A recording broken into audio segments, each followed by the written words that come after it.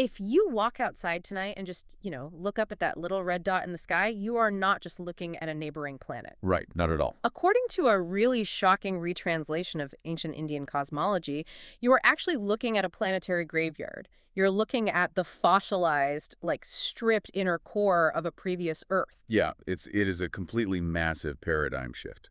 Welcome to the deep dive, everyone. Today, our mission is opening up this document that presents the Yugantar model, and the premise here just completely upends how we interpret ancient mythology. It really does. I mean, we are taking the concept of the Manvantara Pralaya. Which, just for you listening, is traditionally viewed as this mythological doomsday, right? Yeah. Like a flood or just the end of an era. Exactly. But we are stripping away the allegory completely here. The proposition in this source material is that these ancient texts are not poetry. They aren't just, cultural exaggerations of a really bad monsoon season. Right. They are a literal mechanical blueprint of galactic physics. Yeah. The document argues that early civilizations actually had access to, or maybe preserved, this highly advanced understanding of celestial mechanics. Specifically, documenting the transition from the previous cosmic era, the Chakshusha Manvantara. Yes, moving from the Chakshusha Manvantara to our current era, which is the Vaivasvata Manvantara. And the scope of this transition is really what makes it so demanding to analyze. Because it doesn't just happen on a planetary scale, it happens on a completely galactic scale. Exactly. It's massive. To put that in perspective for you listening, we all know the frustration of a computer or a smartphone that starts glitching, right? It gets sluggish, and eventually you realize you just have to do a factory reset. Oh, yeah. You have to completely wipe it. Right. You wipe the system down to its foundational architecture, you erase the corrupted data, and you rebuild it from scratch so the hardware can actually function again. It's a drastic measure, but it's an entirely mechanical one. Exactly. And the source material we have today suggests the cosmos itself has a factory reset protocol. Like a brutal, necessary restructuring of the Milky Way's hardware. Which is what allows for the renewal of stellar systems.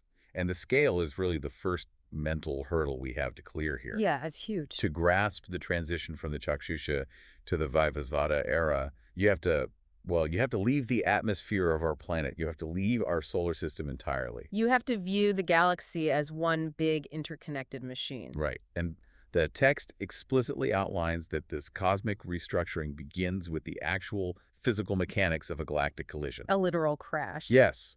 According to the ancient Puranic mechanics, this apocalypse starts when two separate galactic structures collide at what the texts call the upper poles. Okay, I want to stop right there and put some pressure on this idea because, the ancient texts obviously didn't use the English phrase galactic collision. Right, of course not. So when we look at the specific language used to describe these upper poles making first contact, what are we actually translating? Are we sure we aren't just, retrofitting modern Hubble telescope discoveries onto vague ancient poetry? That is a completely valid question to ask. But the defense really lies in the structural specificity of the Sanskrit description. Okay, so it's very specific. Very specific. The text described the tearing apart of the Shishumara The chakra. Shishumara chakra. Right. In Puranic cosmology, the Shishumara chakra is the cosmic wheel of stars. It's literally the housing of the constellations. Wow. The texts don't just say, the sky fell. They describe a catastrophic mechanical failure where the gravitational bonds of the upper stellar regions are shredded by friction. Shredded by friction. That is intense. It is. The celestial bodies of that previous era are thrown out of their stable orbits, and they're just forced into this chaotic, violent proximity. But let's look at the physics of that for a second. Because my initial visualization when reading about constellation shredding was something like, a cosmic demolition derby. Like giant rocks just smashing into each other. Yeah, massive solid rocks and stars just careening into each other like bumper cars. Mm-hmm. But if we are mapping this to actual astrophysics, that doesn't really hold up. No, it doesn't. The space between stars is so vastly huge that even when two entire galaxies pass through each other, individual stars almost never collide. Right. The mechanical reality of a galactic collision is actually far more elegant. And the crazy thing is, the Yugantar model aligns perfectly with it. Really? How so? Well, you're touching on the concept of interstellar medium interaction. Okay. While the solid stars rarely collide, The massive clouds of interstellar gas, dust, and plasma, the material that makes up the bulk of a galaxy's mass, Hmm. they absolutely do smash into one another. I see. So when these opposing galactic clouds meet, the immense pressure and friction cause massive compression. So it is less like a demolition derby of solid cars and more like two massive opposing storm fronts colliding. That's a perfect analogy. The individual raindrops, the stars aren't really hitting each other, but the violent friction and pressure of the cloud masses generate massive electrostatic energy, like cosmic lightning. Exactly, in that vein. And modern astronomy actually refers to this specific phenomenon as a starburst event. A starburst event, okay. Yeah. When the gas and dust from colliding galaxies compress, it triggers this period of just intense hyperactive star formation. It's because all that material is being squeezed together. Right. The immense heat and pressure cause the interstellar dust to ignite, birthing millions of new suns. Wow. So the raw material of this shredded Shishimara chakra, the destroyed upper poles of the old galaxy, is mathematically required to provide the super compressed gas that fuels the birth of a new stellar architecture. That is just, wow. So the destruction of the old is the literal fuel for the new. It's like a cosmic recycling center. That's exactly what it is. That makes perfect sense on a macro gaseous level for you and me. But here is where I struggle a bit with the narrative flow of the document. Okay, where do you get stuck? Well, gas compressing to form stars is one thing, but how do we get from superheated interstellar plasma to solid rocky planets? Well, Because gas doesn't just spontaneously organize itself into a terrestrial rock with a core and a mantle. If whole galaxies are just swirling clouds of ignition, how did our specific rocky cosmic neighborhood form out of that chaos? that gap in the logic is precisely where the document shifts from the macro scale of the universe down to the micro scale of our localized debris field. Okay. Zooming in. Right. And this brings us to the specific mechanics of how the Chakshusha era transitioned into our solar system. The Puranic texts detail that within the older colliding galactic structures, there were two separate Earths. Wait, two Earths. Yes, Mhm. two terrestrial solid planets that held that title and function in the previous cosmic layout. This is the part of the source material that genuinely requires a paradigm shift for anyone listening. We are not talking about parallel dimensions here. No, not at all. The text is describing two physical planets in the same general orbital theater. That is wild. Two physical planets, alongside other celestial bodies, caught in the localized gravitational chaos of that larger galactic collision we just talked about. Okay, so they're caught in the storm. Right. And the mechanics detailed in the document state that these two Earths suffered a direct catastrophic impact. They hit each other. They did. The upper half of the first Earth was completely shattered. Its mass was just fragmented and scattered deep into space, creating a localized explosion of unimaginable kinetic energy. It is hard to even conceptualize the math of that. I mean, a fragmentation of a planetary body wouldn't just create heat. No, it would be massive. The release of gravitational binding energy would alter the entire gravitational fabric of the local area. Staggeringly so. The mass energy equivalence of a planetary body shattering like that is almost beyond comprehension. So what happened to all that energy? The document claims that the raw energy released from the specific fragmentation of this first Earth coalesced and ignited to form our current sun. Oh, wow. Wait, really? Yeah. And simultaneously, the physical debris, the rocky mantle, the silicate crust, the heavy metals blown off during the collision, Right. that debris merged with other celestial fragments floating in the localized debris field. This massive cloud of planetary shrapnel eventually clumped together through gravitational accretion. To form the planets. Okay. To form our moon, as well as the other planets in our current solar system. Jupiter, Venus, Mercury, Saturn. Okay, so let me just recap this for you listening, because this is mind-blowing. The celestial bodies we're sending probes to today, the planets we study in our textbooks, they're essentially the recycled, accreted rubble of a shattered previous world. That's precisely what the text is arguing. But the document suggests something even more radical about the second Earth involved in this crash. Because you said one shattered to form the sun and the planetary debris field. What exactly happened to the second one? During this monumental impact, the second Earth wasn't entirely obliterated. It survived. Well, sort of. Its outer layers were violently stripped away, its atmosphere was completely burned off, its surface crust was ruined and scattered, but its inner, iron-rich core survived the collision intact. Okay. The text states that this dead, quiet, surviving inner core is what we now know as the planet Mars. Which brings us right back to the hook we started with. Exactly. The implications of this are just wild. You're saying the source material suggests Mars isn't just a random neighbor, it is the fossilized heart of a previous Earth. Yes, a literal planetary graveyard. And the document uses the Markandeya Purana to back this up, right? It does. It points to ancient stories of epic battles and incredible feats of valor performed by the goddess during that ancient era. Right, and the argument is that because these events physically occurred on the world that eventually became Mars, an incredible cultural memory was formed. Yes, and that is why ancient Indian astrology worships Mars as the Senapati, the commander, the symbol of power and war. But, and I have to push back a little here, isn't it far more likely that early astrologers just looked up, saw a planet that looked red like blood, and simply associated it with war? It's a common assumption. Right, because linking the Markandeya Purana to the actual geology of Mars feels like a massive leap of logic. It would be a huge leap if we were only looking at the color red. However, the Yugantar model focuses on the physical descriptions of the devastation in those texts. What kind of descriptions? The mythological texts describe landscapes scarred by divine weapons, massive celestial impacts, and a world completely stripped of its vitality. Okay, so it's very physically descriptive. Very. And when you look at the actual topography of Mars today, Mm. like the Valles Marineris, which is a canyon system that absolutely dwarfs the Grand Canyon, or the massive impact basins like Hellas Planitia, Yeah. you are looking at a planetary body that has suffered catastrophic, anomalous physical trauma. I see what you mean. So the astrological identity of Mars as a martial warrior-like entity is viewed by this model not as a color-based superstition, but as a deeply embedded historical record. A record of a world that was literally the stage for epic destructive events before it was stripped down to its core. Exactly. Let's test the physics of that stripping process, though. Because can a planet actually survive a collision that tears off its entire mantle but leaves its core intact? Oh, absolutely. Is there a modern scientific equivalent for this, or are we drifting back into mythology? No, we are firmly in the realm of modern planetary science here.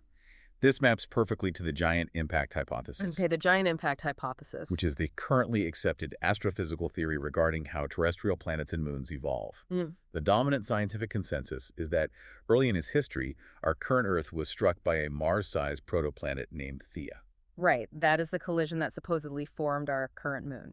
Yes, the colossal impact basically liquefied the Earth's surface and blew a massive amount of the crust and mantle into orbit, which then accreted into the moon. So a glancing blow. Exactly.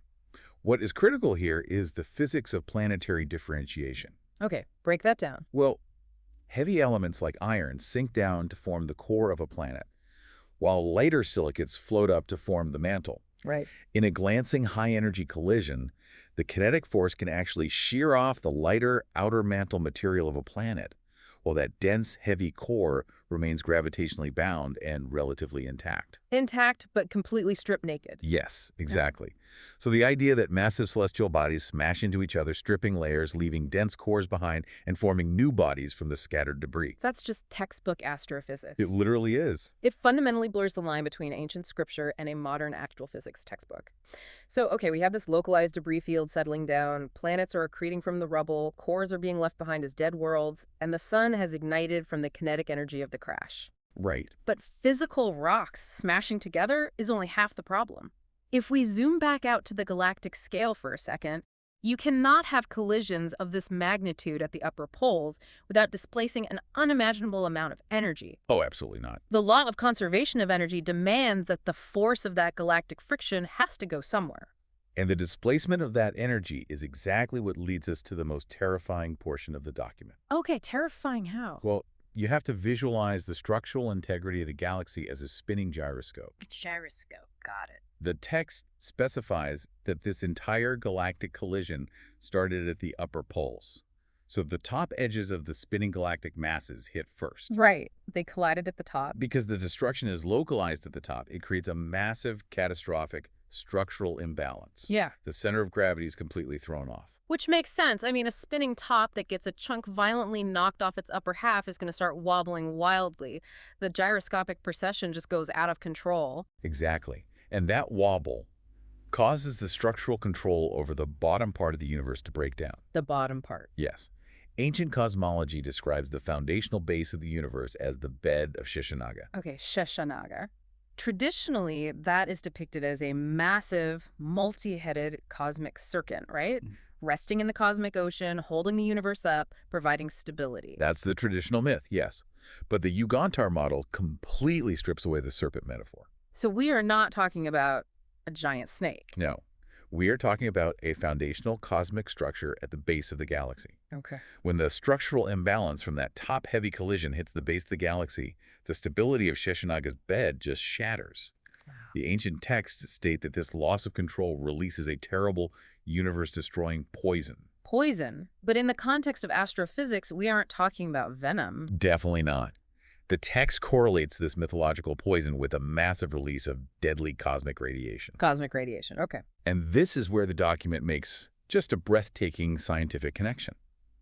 It maps the concept of Sheshanaga's bed, this massive structure at the core and base of the galaxy, to a real, observable astrophysical phenomenon known as Fermi bubbles. Fermi bubbles. Okay, I have to be honest, I am struggling to see how a coiled serpent maps to a bubble. I need you to break down exactly what a Fermi bubble is in reality, because the visual in the text is incredibly intense. I get that. So in modern astrophysics, Fermi bubbles are two massive invisible structures made of high-energy gamma rays and cosmic rays. Okay. And they bulge out directly above and below the center of our Milky Way galaxy. They are unimaginably huge. Like, each one stretches roughly 25,000 light-years tall. 25,000 light years. Yes. They originate from the galactic core, Yeah. specifically from the region surrounding the supermassive black hole. Wow. So if you could see them, they would look like two massive hourglass-shaped balloons of intense radiation erupting outward from the center.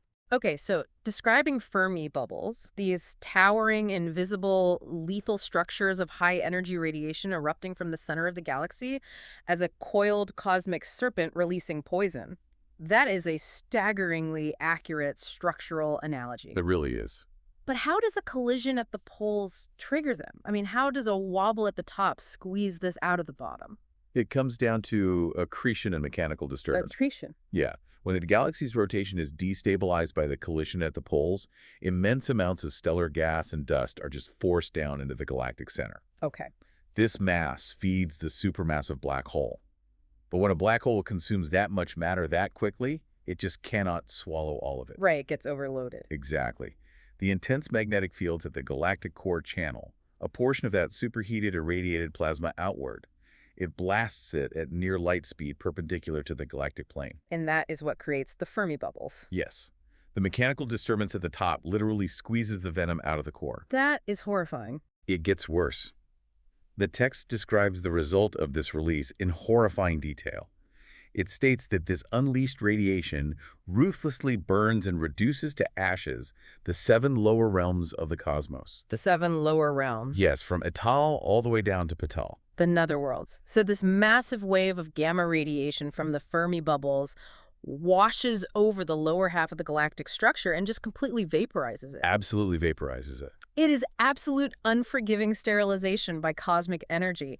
But hold on, that creates a massive logical problem for this whole model. How so? Well, if this radiation wave is vaporizing everything in the lower realms, why does our newly forming solar system survive?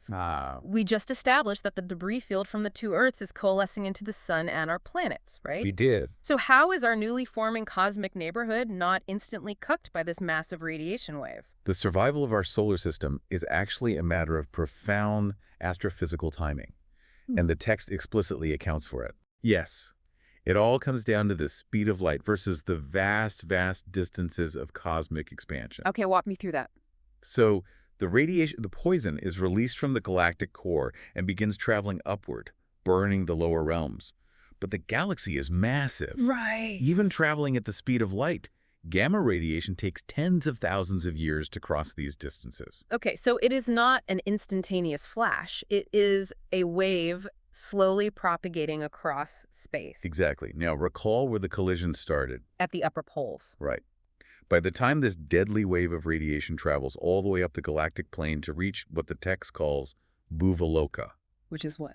Bhuvaloka is the specific realm containing our newly forming solar system. Ah, okay. By the time the wave gets there, the galactic collision has already run its course at the top. Wait, The upper poles, the very masses that were causing the gyroscopic imbalance and feeding the supermassive black hole, they have been entirely shredded and destroyed by the starburst event. Oh, wow. So the source of the structural collapse is completely annihilated. Yes. And because the collision ends, the massive influx of gas feeding the black hole stops. Exactly. The accretion disk is starved.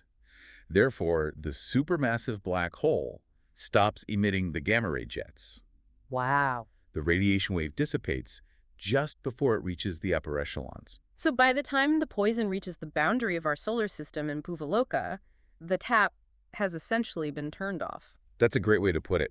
The mechanics outline a scenario where the timing of the top-heavy destruction perfectly shields the upper realms. They are spared from the radiation just as they are cooling down and taking on their newly formed physical shapes from all that celestial debris. Exactly. The sheer mathematical precision of that timing is just breathtaking. It is a mechanical sequence of destruction that perfectly engineered its own off switch just in time to preserve our specific coordinate in space. It's incredible. But even with that preservation, let's just take an honest inventory of the universe at this exact moment in the timeline. Okay, let's do it. Because it's bleak. The upper poles of the old galaxies have been smashed to pieces in a starburst. Yes. The lower 7 realms have been vaporized by a massive wave of Fermi bubble gamma radiation. Right. And the terrestrial planets that did somehow survive the collision have been shattered. Their outer layers were blown off to form new suns and moons, leaving only dead, stripped cores like Mars hanging there in space. It's a very quiet, very destructive aftermath. We are looking at a universe that has been entirely sterilized by kinetic impact and radiation. So if everything is either crushed or irradiated, how is there any biological life left to inhabit this new solar system we just built?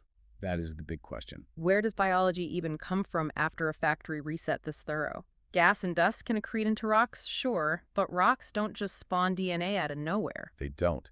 And the question of biological origin is where the document introduces one of the most famous narratives from ancient Indian texts, but again, completely reframed. I mean, what narrative? It introduces the concept of the Matsya avatar. The Matsya avatar. Okay, traditionally, for you listening, the Matsya avatar is known as the first avatar, right? The fish incarnation of the god Vishnu. That's the standard myth. Yeah. And the myth goes that a giant fish appears to a king named Manu, warning him of a great deluge, a massive flood that will destroy the world. Right. The fish instructs Manu to build a massive boat, and during the flood, the fish tows this boat filled with sages and seeds to safety. It is a very classic flood myth, variations of which exist in cultures globally. Absolutely. But how does the Yugantar model interpret a wooden boat on a flooded Earth when we are actually talking about a vacuum of space filled with debris and gamma radiation? The document strips away the terrestrial water-based metaphor completely. Okay. The Sanskrit terminology used for the vessel constructed by the gods does not necessitate a wooden boat floating on water. Interesting. The Yugantar model translates it as a cosmic ark, a highly advanced cosmic vehicle designed specifically to navigate the vacuum and the chaos of the localized galactic collision. A spaceship. Essentially, we are interpreting the text to describe an ark built to withstand the vacuum of deep space. Yes. But who is on it? I mean, if the universe was just sterilized, why risk a cosmic rescue mission for a king and some sages? The mission of this cosmic ark is hyper-specific. Its sole purpose is to safely extract and transport the Saptarishis. The Saptarishis. Yes, the 7 great sages, and Manu. And this is perhaps the most profound claim in the entire translation. Okay, lay it on me. The document explicitly defines Manu and the Saptarishis in this context not as historical biological men with long white beards. Right. It defines them as the literal embodiment of DNA and genetic data. Wait, I want to make sure I'm understanding this.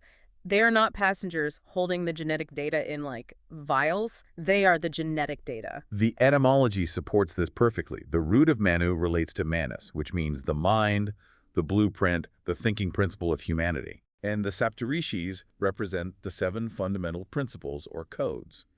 They represent the biological building blocks of life preserved from the previous era, the Chakshusha Manvantara. That is incredible. So the cosmic ark's purpose is to ferry this fragile genetic blueprint through the absolute chaos of the galactic reset. Shielding it. Exactly. Shielding it from the gamma radiation and the physical debris, and carefully delivering it into the newly formed, cooled-down solar system in Buvaloka. So the universe didn't start from scratch. The biological lineage was unbroken. Unbroken, just transferred. It's like Manu and the Ark were essentially a biological zip file, a cosmic hard drive containing the DNA from the previous era, surviving the Great Reset, heavily shielded, just waiting to unpack itself on our newly formed Earth once the planetary crust cooled and the oceans actually formed. The zip file analogy perfectly captures the mechanics of the preservation. It's just so brilliant. And what makes this interpretation so compelling is that the document links this ancient narrative directly to a highly researched modern scientific hypothesis. Really? Which one?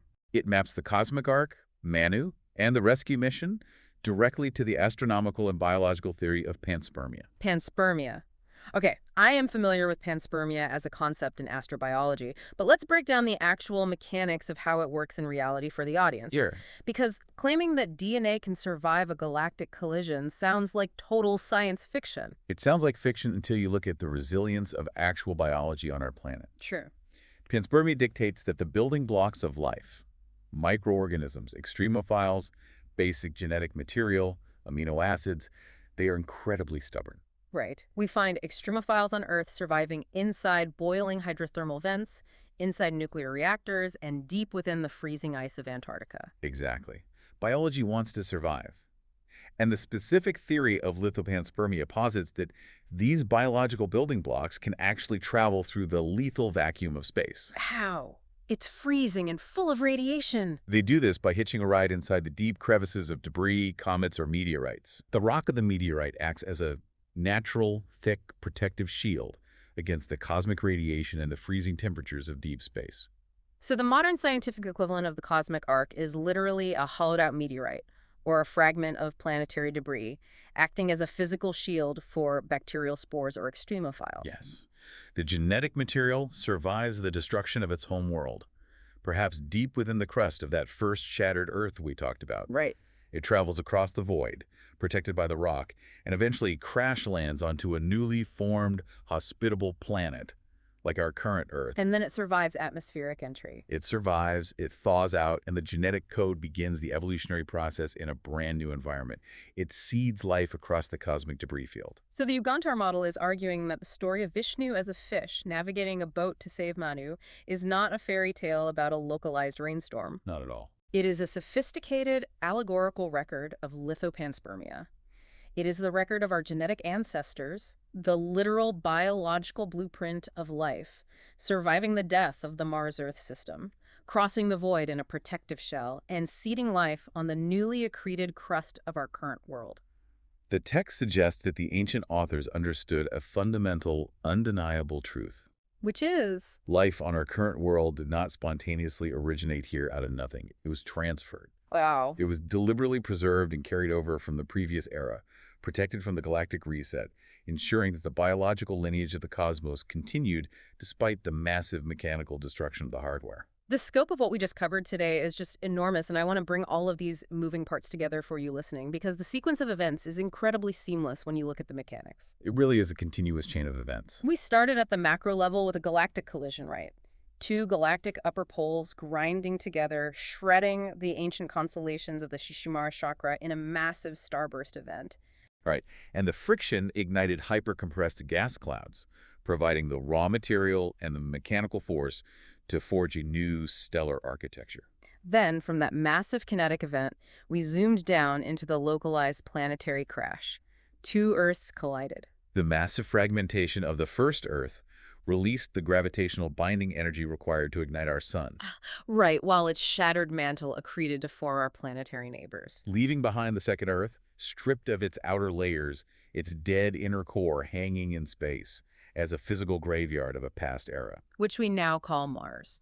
And while that planetary accretion was happening, the top-heavy imbalance of the galaxy destabilized the core, releasing a massive wave of gamma radiation from Fermi bubbles. The mythological poison of the cosmic serpent Sheshanaga. A wave of radiation that vaporized the lower realms, but whose source was cut off by the destruction of the upper poles, just in time to spare the newly forming cooling solar system in Buvaloka. Leaving a sterilized but entirely intact environment. An environment that was finally populated by life hitching a ride on a cosmic arc. A biological zip file of genetic data transferred via panspermia, surviving the vacuum of space to seed a new world. Analyzing the text sequentially like this forces a profound reevaluation of ancient literature. It really It does. completely challenges the modern assumption that ancient myths are just, the primitive imaginations of people who are afraid of lightning. Right. It suggests that these texts might be highly advanced repositories of astrophysical, geological, and biological knowledge, carefully encoded in metaphor and narrative so the data could survive the degradation of time across millennia.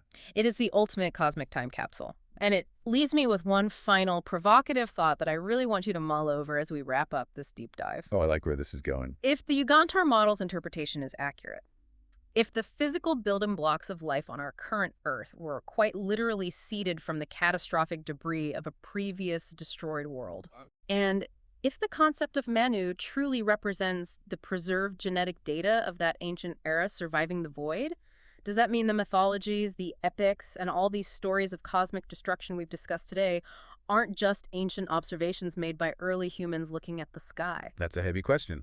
What if these vivid narratives of cosmic arcs, of shattering worlds, of ancient apocalyptic battles on Mars, what if they are a form of inherited cosmic genetic memory? Inherited memory. What if the knowledge of the universe's mechanical factory reset is not just written in ancient Sanskrit, but is deeply, permanently encoded in the very DNA that was brought over on the Ark? That is, well, it's a haunting possibility. Something to think about the next time you look up at the night sky and see the red glow of our neighboring planetary core. Thank you for joining us on this deep dive.